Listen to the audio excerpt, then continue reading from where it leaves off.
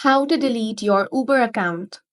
In this video, I will guide you step by step on how you can delete your Uber account. So go ahead and launch open the Uber app on your device. Now tap on the account icon at the bottom right corner of your screen. You will find different options here. Tap on the one that says Settings. Now from here, tap on Privacy. Scroll down a bit and under Account Security, you will find Account Deletion option. Tap on that. Here, you will have to verify your identity. For that, tap on Confirm.